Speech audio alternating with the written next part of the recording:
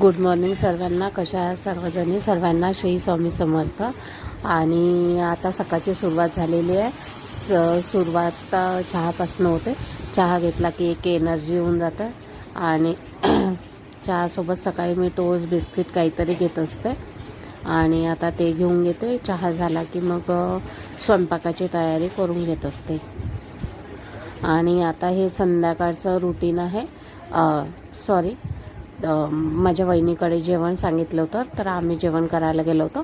तिथे हे हातावरचे पुऱ्या बनवतात त्या, आणि नॉनव्हेज पण होतं, गव्हाची खीर पण होती, आणि त्याला पहिले म्हणतात. आणि हे मी इथे निवांत बसलेले आहे. ह्या दोन माझ्या वहिनी आहे.